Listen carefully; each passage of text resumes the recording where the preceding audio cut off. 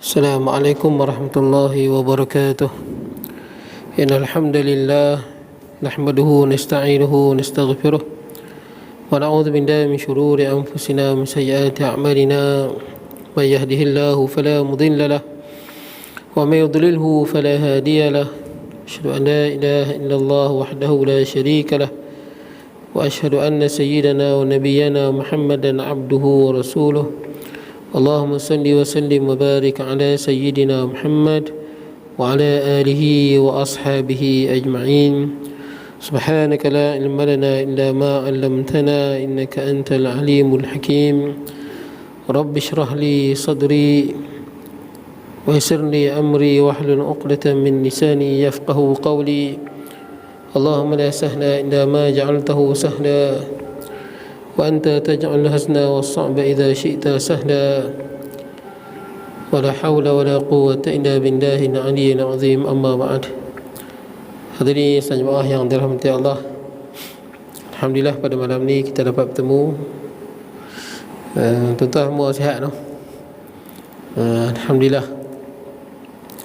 Jadi insya-Allah tuan-tuan malam ni kita sambung kita punya kitab Riyadhus Shalihin.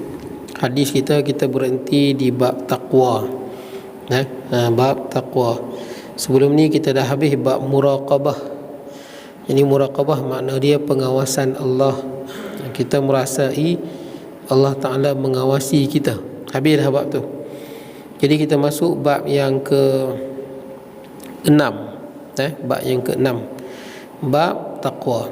Jadi kita dah sebut beberapa muqaddimah yang mana sebut beberapa ayat Quran. Antaranya kita dah sebut ayat Quran dalam surah Ali Imran, yang mana kita dengar selalu ayat Quran ni. Selalu kita dengar pada hari Jumaat ni kita dengar. Yang mana Tok Khatib baca kan, ya ayyuhallazina amanu taqullaha haqqa tuqatih wa la tamutunna illa wa antum muslimun. Selalu kita dengar kan, daripada surah Ali Imran ayat 102. Makna dia, wahai orang yang beriman, bertakwalah kamu kepada Allah dengan sebenar-benar takwa. Maksud dia betul-betul takwa, bukan main-main. Takwalah pada Allah dengan sebenar-benar takwa. Jadi apa makna takwa ni? Apa makna takwa? Kita dah bincang dah. Makna dia takwa ni ketika mana turun ayat ni. Jadi Rasulullah jelaskan apa makna wahai orang yang beriman, bertakwalah kamu kepada Allah dengan sebenar-benar takwa. Kata Rasulullah sallallahu alaihi wasallam, makna dia ayyuta fala yu'sa. Makna dia apa? Hendaklah taat pada Allah, jangan ingkar kepada arahan Allah. Itu makna pertama. Taat pada perintah Allah, jangan kau maksiat pada Allah. Maksiat ni maksud dia ingkar perintah Allah Azza wa Jal. Itu yang pertama. Kemudian kata Nabi sallallahu alaihi wasallam, ayyuzkar fala yunsa. Makna dia apa lagi?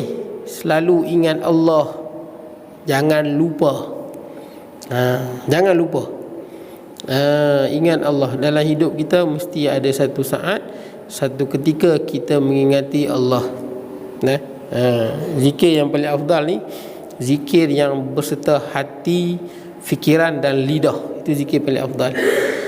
Ataupun sekurang-kurangnya kita sebut, ataupun yang lebih baik kita ingat dalam hati. Tuan-tuan tengok langit, cantik ciptaan Allah, dapat pahala. Ataupun tuan-tuan tengok hujan, hebat kejadian ciptaan Allah, tuan-tuan ingat Allah. Tuan-tuan tengok satu benda, tuan-tuan ingat Allah, dapat pahala. Ingat Allah dapat pahala. Sekalipun kita tak sebut di lidah kita subhanallah, ataupun kita sebut dalam hati kita alhamdulillah, dalam hati pun tak sebut, tapi kita ingat ni, dapat pahala tuan-tuan. Baik. Jadi tuan-tuan, itu yang kedua.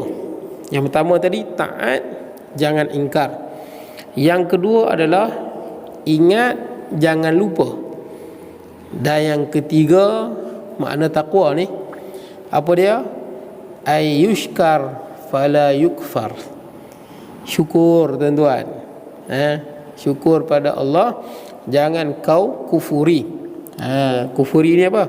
Maknanya dia kita tidak bersyukur dengan nikmat Allah Azza wa Jal. Tiga ni tuan-tuan. kita kena laksanakan. Baik tuan-tuan, jadi malam ni kita sambung sikit lagi tuan-tuan ayat. Sebelum kita pergi hadis dia, kita berhenti di ayat surah At-Talaq. Ayat ni tuan-tuan, dia cerita tentang orang perempuan yang diceraikan oleh suami dia. Suami cerai. Jadi dulu-dulu tuan-tuan, orang perempuan ni tak kerja. Pada zaman dululah, zaman Rasulullah SAW dan zaman dulu orang perempuan tak kerja. Yang kerja ni biasanya orang lelaki lah. Jadi orang perempuan bila suami dia cerai dia, jadi tempat tinggalnya, betul tak? Kemudian makan minumnya, pakaiannya, dia akan kembali pada ayah dia lah, ataupun tok wan dia, pada wali dia. Jadi ayat ni Allah Allah Ta'ala bagi tahu pada orang yang ditalak. Biasanya orang perempuan kalau zaman dulu bila ditalak tu rasa macam tak ada tempat nak bergantung, tak ada tempat nak berteduh. Patah lagi kalau dah tak ada mak ayah. Kalau macam kita ni, contohnya lah kena buang kerja, contohnya lah, ataupun bisnes kita tak jadi ke, betul tak? Buat bisnes rugi ratus-ratus ribu. Jadi ayat ni tuan-tuan, Allah Ta'ala sebut sebagai apa? Sebagai khabar gembira untuk menenangkan hati orang perempuan yang ditalak, ataupun siapa-siapa tuan-tuan yang dalam hidup dia kita menghadapi saat yang sukar. Semua orang akan lalui tuan-tuan. Baik, jadi kita tengok apa kata Allah Azza wa Jalla dalam surah At-Talaq. Nama surah pun surah talak. Apa makna talak? Cerai lah. Seorang suami menceraikan isteri dia. Baik, kata Allah Azza wa Jalla, ni pesanan Allah. Pesanan Allah kepada orang perempuan yang ditalak dan kepada semua umat Islam. Baik, kata Allah Azza wa Jalla, wa may yattaqillaha yaj'al lahu makhraja wa yarzuqhu min haitsu la yahtasib wa may yatawakkal 'ala Allah fa huwa hasbuh innallaha balighu amrih qad ja'ala Allahu likulli syai'in qadra. Ni ayat apa tuan-tuan? 1000 dinar tuan-tuan. 1000 dinar ni orang Melayu lah panggil tuan-tuan. Kalau tuan-tuan pergi di Arab, tuan-tuan kata ayat 1000 dinar, 1000 dinar, orang Arab tak tahu tuan-tuan. Ni adalah kisah di sebaliknya, yang mana konon dia baca ayat ni dan dia dapat 1000 dinar. Jadi dia buh nama ayat ni 1000 dinar. Dan kita pun kalau pergi kedai-kedai tuan-tuan, kedai mamak ke, kedai Melayu ke tuan-tuan, akan ada ayat ni. Betul tak? Sampai banyak ayat 1000 dinar tuan-tuan. Baguslah tuan-tuan.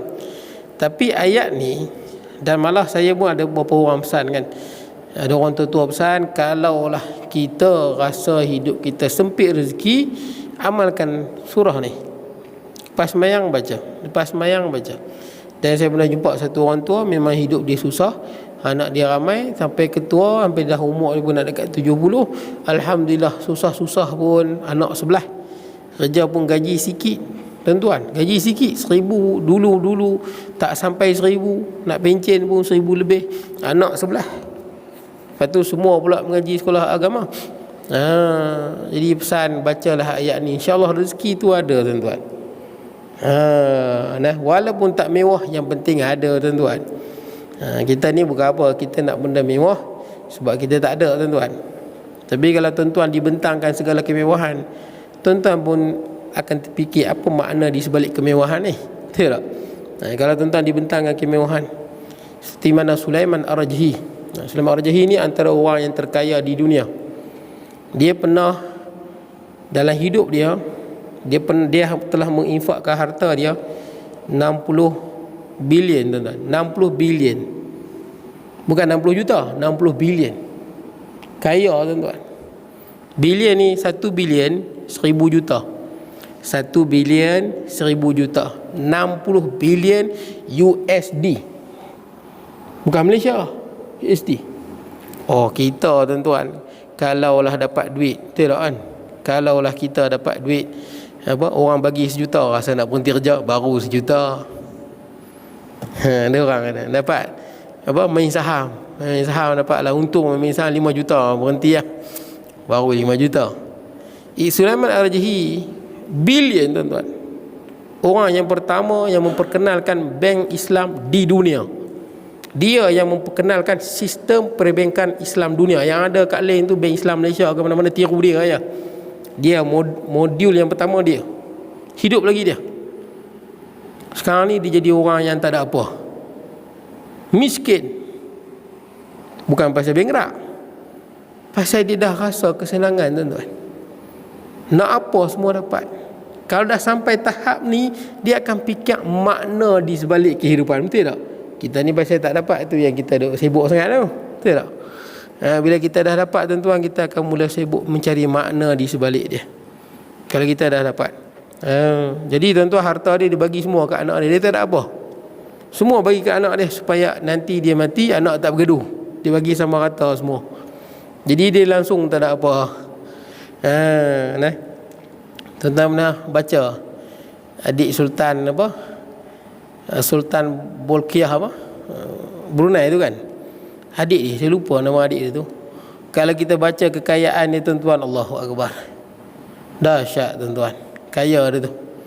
Tuan-tuan bacalah kekayaan adik Sultan Brunei. Sultan Brunei tu antara sultan yang paling kaya di dunia. Kaya tak kaya, tuan-tuan, Allah. Dia belanja pun, tuan-tuan, ratus juta dia belanja. Kalau sebulan ratus juta ni biasa. Dia ada di Amerika tu, dia ada satu gudang besar. Ni bukan Sultan Brunei, adik dia. Dalam tu penuh, ada 300 lebih kot, saya tak ingat lah. 300 lebih modul kereta yang juta-juta satu.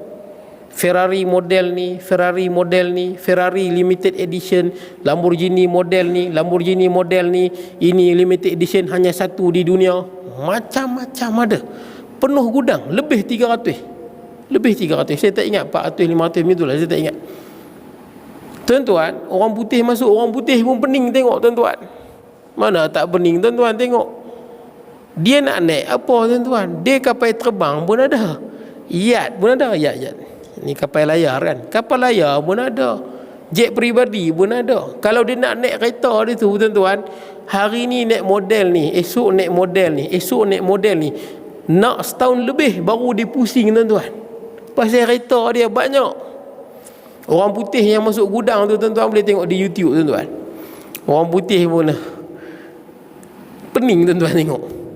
Sampai kereta dia dah berlumut. Ada yang dah jadi kusam, dia tak naik, dia biang.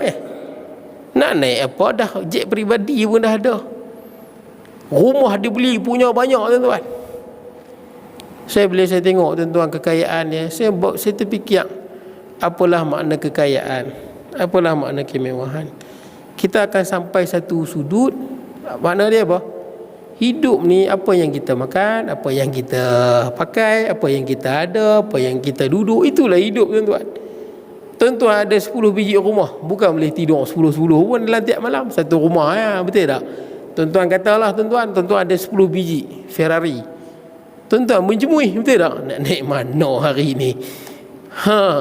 Kalau orang dah kenal, tuan-tuan, kaya, dia memang kaya, tak ada apa dah. Betul tak? Dia memang kaya.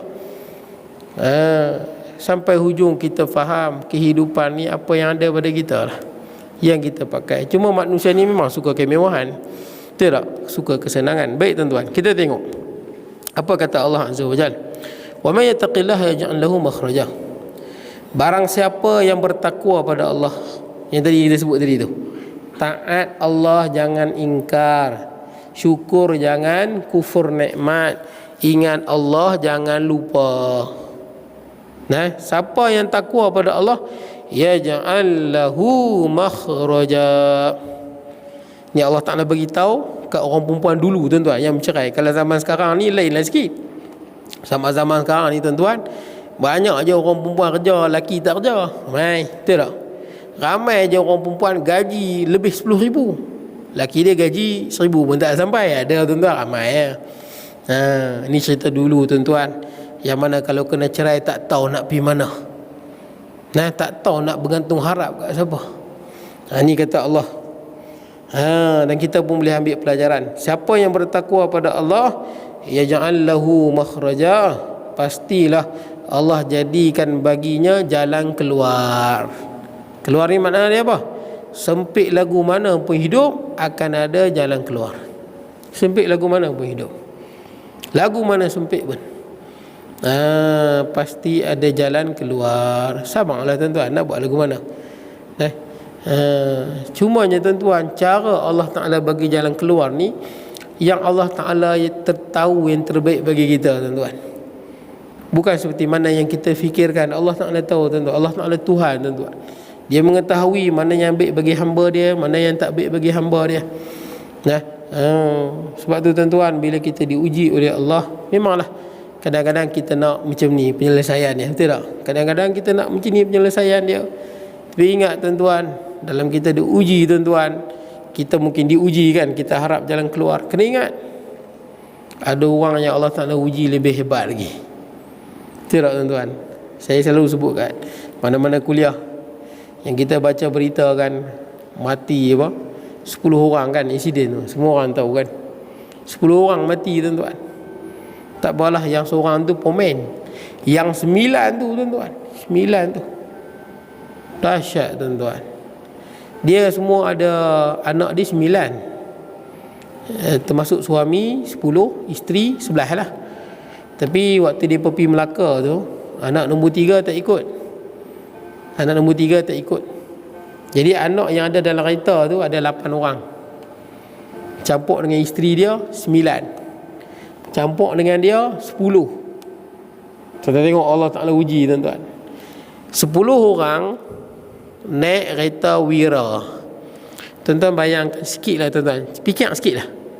Kalau 10 orang masuk dalam Wira tu sumbat, agak-agak orang senang ke orang sederhana? Agak-agak lah. Kalau orang senang Velfire lah. Tak Velfire pun paling command Alphard lah. Tak Alphard pun Estima lah. Kalau tak Estima pun tuan-tuan ambil lah Grand Lavina lah. Betul tak? Ataupun kalau tak boleh pun paling command kereta Malaysia pun ada Ezora. Betul tak? Baru 14,000. Betul tak? Baru 14 ya. Tapi dia pun dalam 10 orang sumbat dalam kereta Wira. So dia bukan orang senang. Allah Ta'ala uji dahsyat. Betul tak? Dahsyat uji ni. Sebab tu bila kita diuji, ingat orang lain lagi dahsyat. Kita ni tuan-tuan, bila kita diuji, sempit hidup kita, kita tengok cermin, kita rasa macam kita seorang. Betul tak? Oh teruk. Macam kita seorang, orang lain lagi teruk. Sebab tu Nabi pesan supaya kita bersyukur.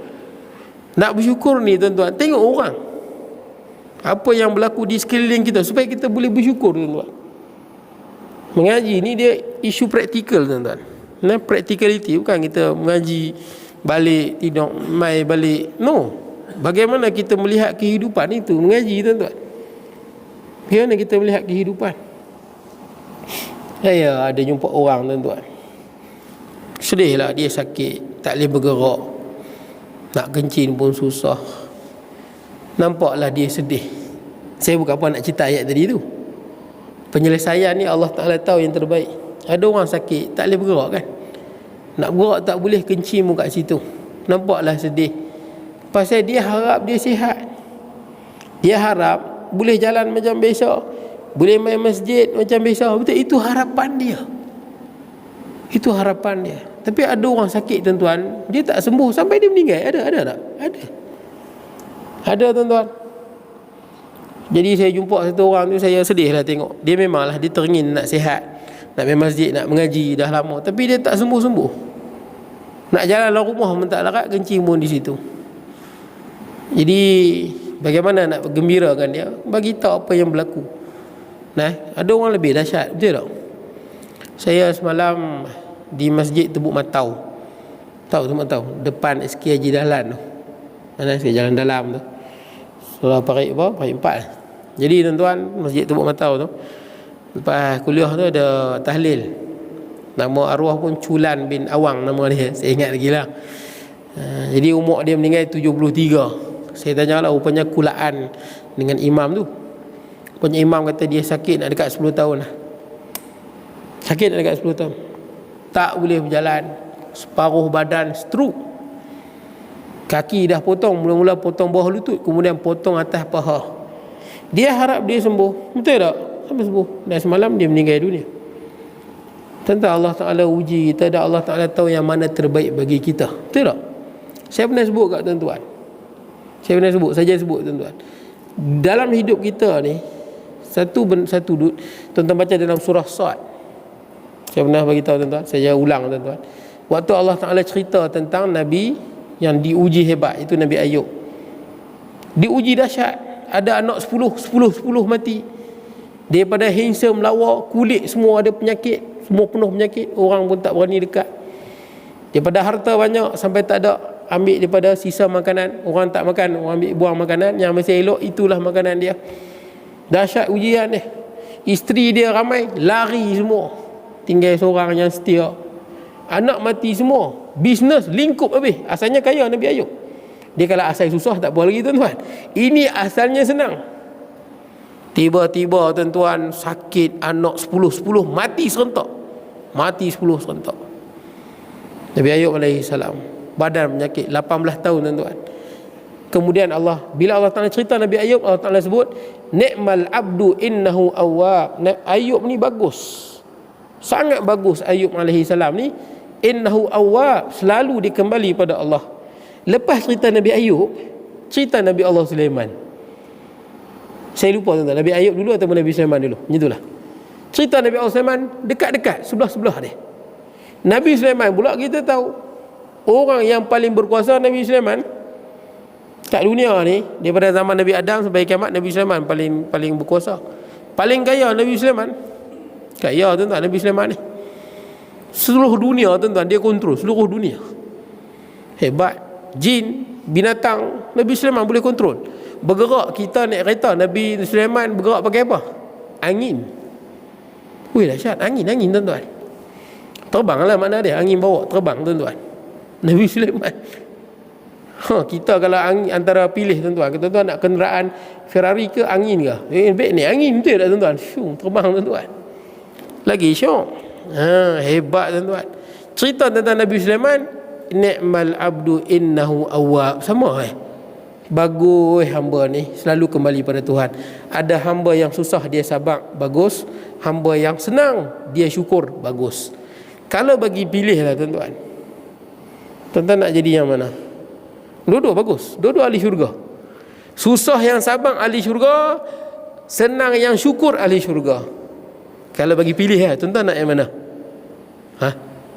Saya tak tahulah kot tuan-tuan, nak yang susah lah, nak susah yang sabar. Yang tu saya tak tahulah tuan-tuan. Kalau bagi pilih, saya pun nak yang kaya yang syukur. Saya tuan-tuan, jujur saya pun nak jadi yang kaya yang syukur. Tapi hidup ni tak boleh macam tu. Dan saya sebut dah kat tuan-tuan, pasal tak boleh hidup. Kalau semua kaya, macam mana nak hidup? Betul tak tuan-tuan? Saya pernah sebut kat tuan-tuan, malam ni akaun tuan-tuan masuk 10 juta, semua masuk 10 juta. Sonok tak? Sonok, tapi tak boleh hidup. Dah masuk 10 juta, pengawal keselamatan tak mau jadi pengawal keselamatan, duit banyak, nak berjalan kat Korea. Betul tak? Orang kerja guard tak mau, tak larat. Tak mau, tuan-tuan tak percaya, pergi Qatar, Emirat Arab Bersatu. Rakyat dia semua kaya. Siapa yang kerja tepi-tepi jalan ni? Semua orang luar. Siapa nak kerja sapu sampah, pergi Emirat Arab Bersatu, pergi Qatar tuan-tuan. Rakyat dia tak ada kelapang tuan-tuan. Nak kerja sapu sampah tak ada. Ambil orang luar lah tuan-tuan. Mereka dah kaya, duit banyak.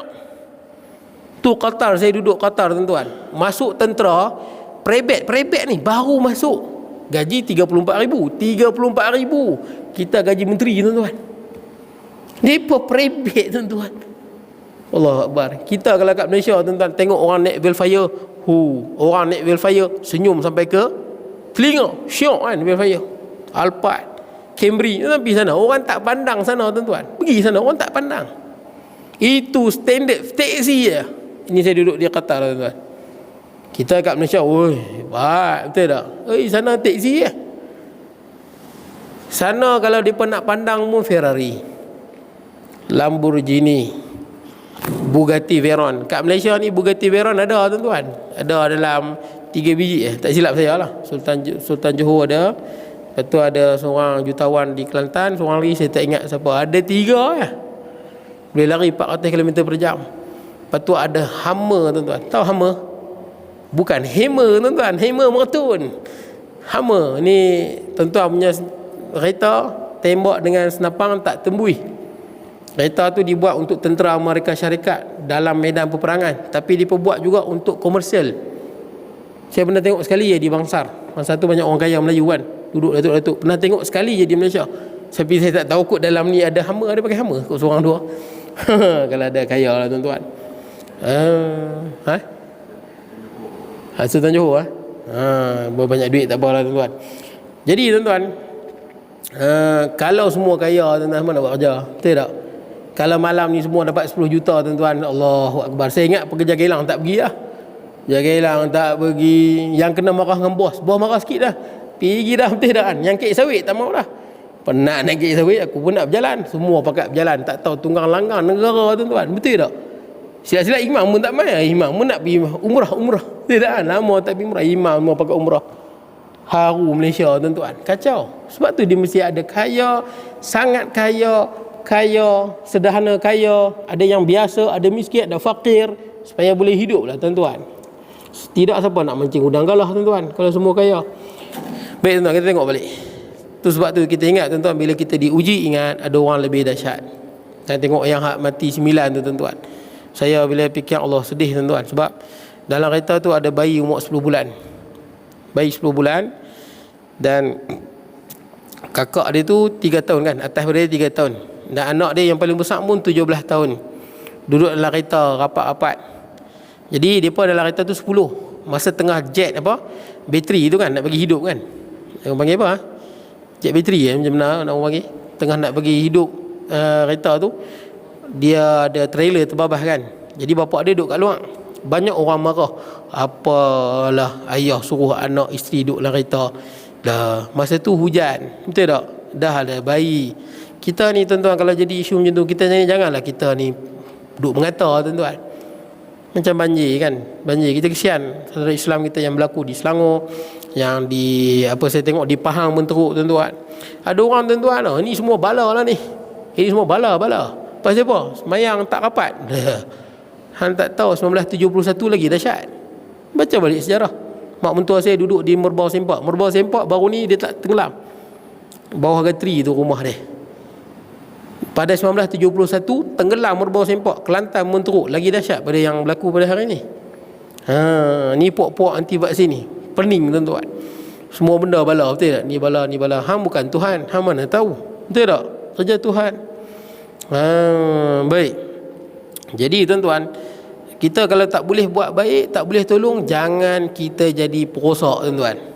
Ni saya pesan hatta pada sebahagian ustaz ataupun cikgu tuan-tuan yang kepala anti vaksin ni tuan-tuan. Dia setengah ustaz kena pergi masjid mengajak. Tauliah memang tak ada tuan-tuan. Tauliah mengajak merata. Untam, sana bala, sini bala, sana dajal, itu dajal. Hang lah dajal. Tu kalau bagi saya dia merosak tuan-tuan orang. Hang tak ada ilmu bercakap. Rosak masyarakat. Menyalahkan fatwa, menyalahkan pengurusan masjid, itu semua salah. Ni salah, tu salah. Ingat dalam hadis 40 hadis akhir zaman ni. Saya geram ustaz-ustaz aku ni tuan. Bawa imej agama, tapi perosak agama tuan. Orang duduk susah dengan banjir apa semua, dia duduk sibuk teori dajal itu. Dajal sana, dajal sini, ni bala sana, bala sini. Masya Allah.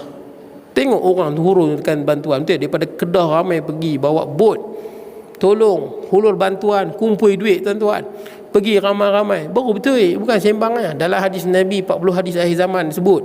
Ni 40 hadis akhir zaman karangan Syekh Fahmi Zamzam Al-Banjari, baru meninggal kan. Di dalam hadis tu disebut, dalam kitab dia, idza qala ar-rajulu halakan nas fa huwa ahlakuhum. Apabila seorang lelaki mengatakan manusia ni semua dah rosak binasa, fa huwa ahlakuhum, dialah paling binasa.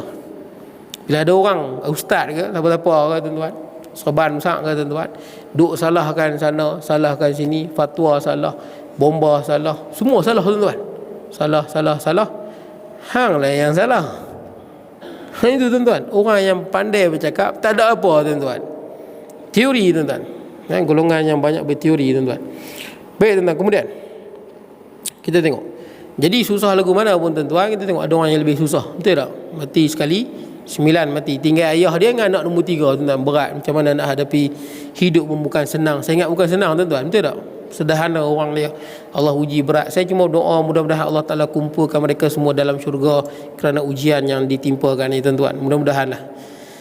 Kemudian Siapa yang bertakwa akan ada jalan keluar, susah lagu mana pun. Tapi jalan keluar ni sebagaimana yang Allah kehendaki.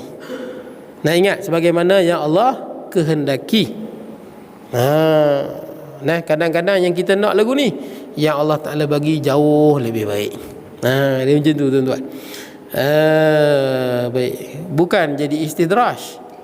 Istidraj ni, tuan-tuan, orang jahat buat dosa banyak tapi sihat. Ada tak? Banyak dosa, banyak maksiat, banyak tapi sihat. Sihat, rezeki banyak, duit banyak. Jadi dia apa? Dia sangka dia okey, betul tak? Padahal itu istidraj, bahaya. Bahaya dia apa?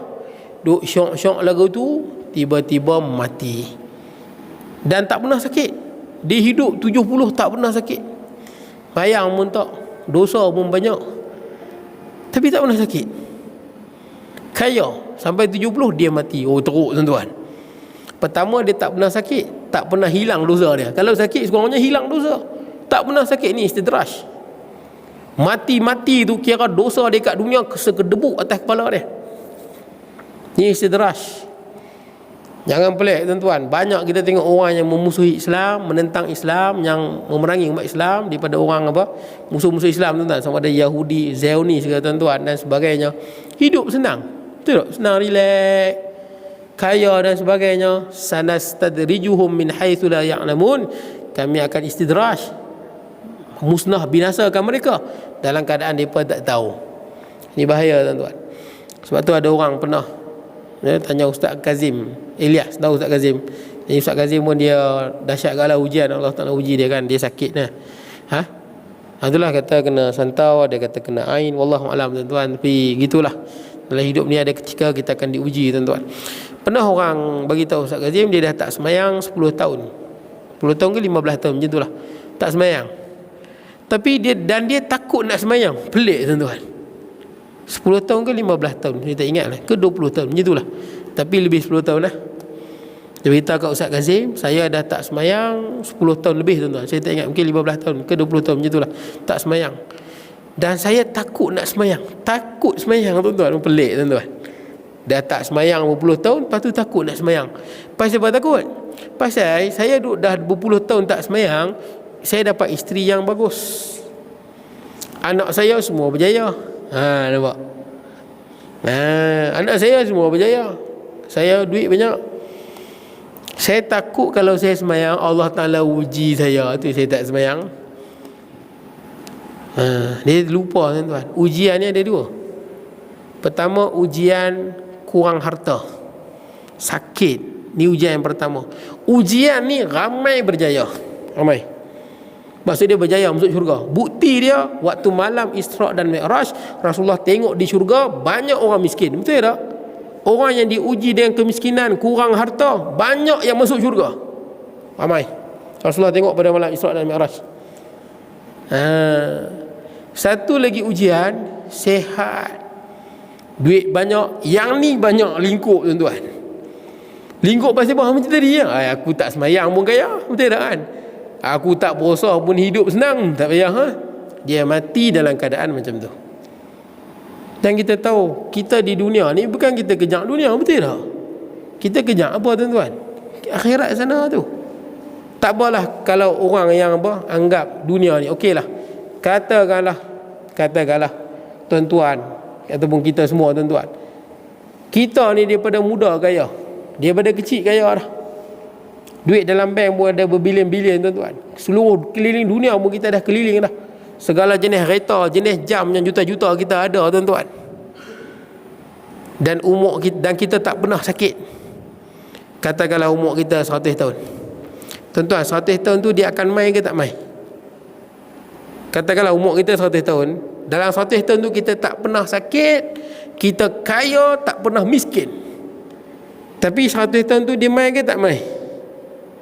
Dia akan mai. Betul tak, tuan-tuan? Orang yang lahir pada tahun 16, ada lagi, tuan-tuan, tahun 16? Mana ada dah. Tahun 17 tak ada dah. Tahun 18, saya ingat kat sini tak ada tahun 18. Betul, tuan-tuan? Ada tahun 18, tuan. Tahun 18. Lahir tahun 18. Ada kat Semenggui ni? Saya ingat tak ada lah. Tahun 19 ada, tapi 1920 saya ingat susah. Betul tak 1920? Saya baru ni tok saudara tuan-tuan. Dia meninggal, dia lahir 1917. Meninggal dalam 2-3 minggu lepas. Jadi umur dia berapa? Umur dia 104. Meninggal 104. Itu pun atas kad menalan. Kadang orang dulu umur panjang lagi je. Dia saja bagi muda sikit. Tahu tuan-tuan, 104 meninggal tuan-tuan di Bandar Baru. Nak cerita kalau umur 1 tahun sampai masa mati juga, betul tak? Walaupun kita hidup tak pernah sakit, kaya tak pernah miskin, handsome tak pernah tak handsome, sampai masa habis. Tuan-tuan, mati ni kita kena ingat tuan-tuan. Ingat tak? Apa hebatnya mati? Mati ni Allah Ta'ala jadikan supaya apa?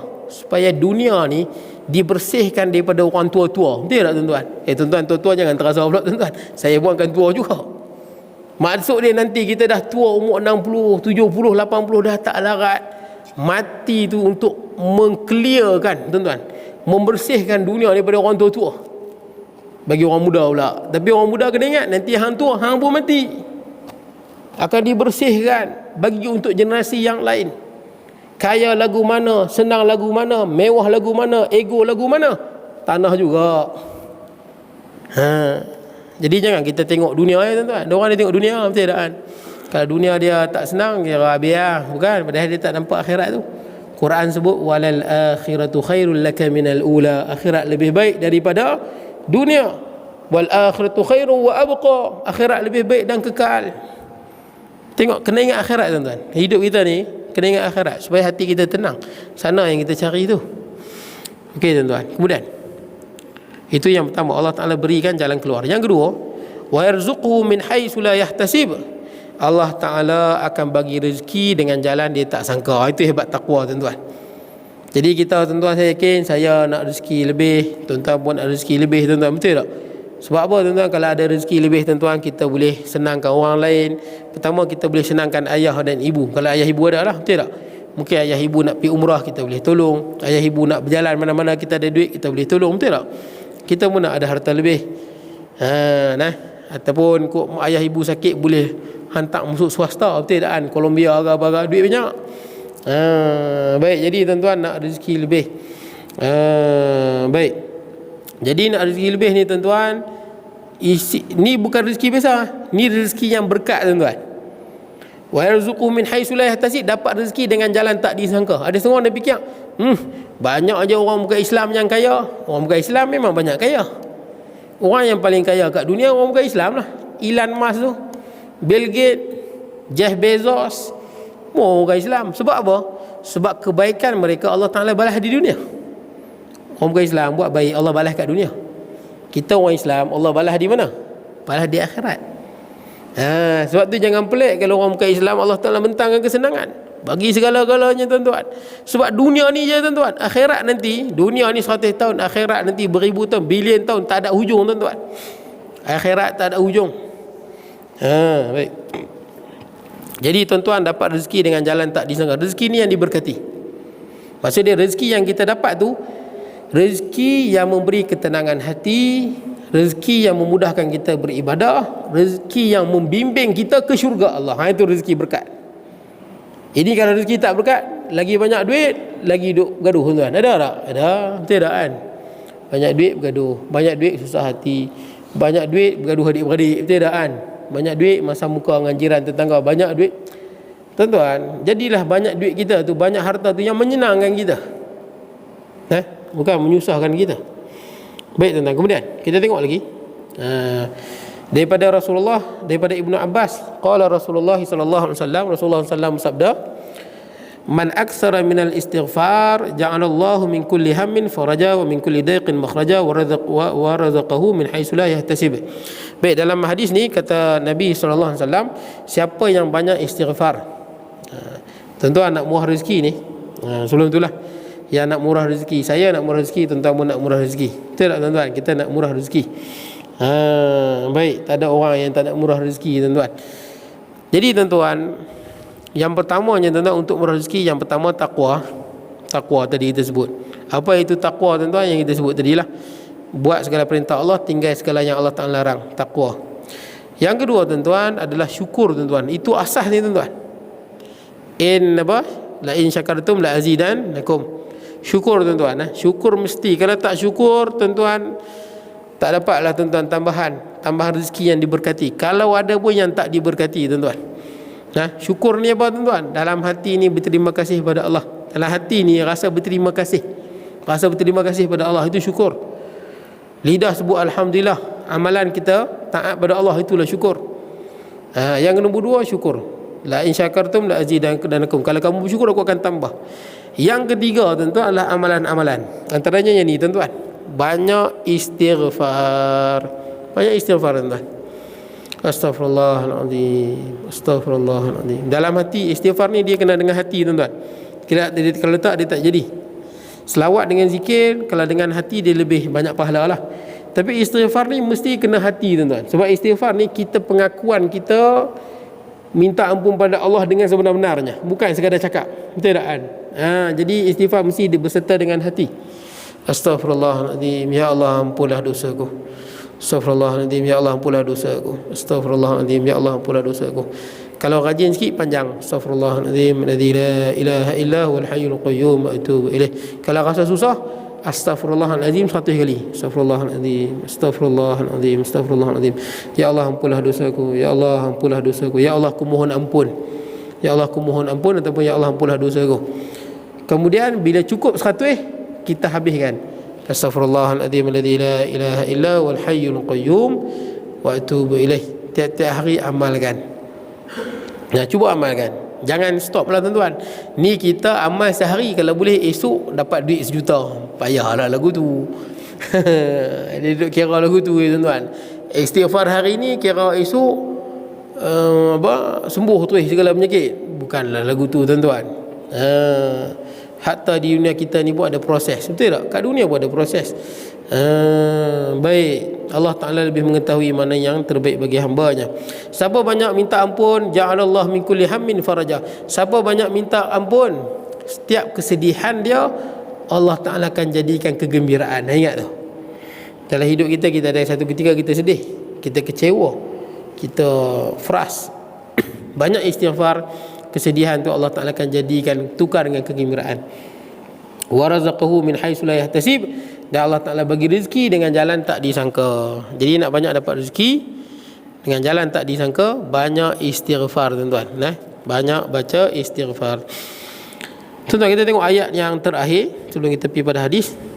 In tattaqullaha yaj'al lakum furqana wa yukaffir ankum sayyi'atikum wa yaghfir lakum wallahu dzul fadlil azim.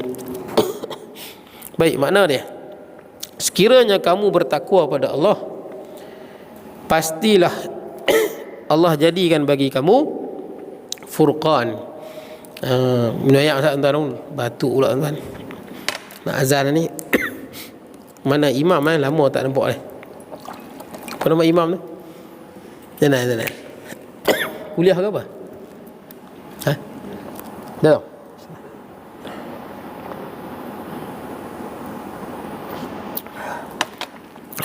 Baik.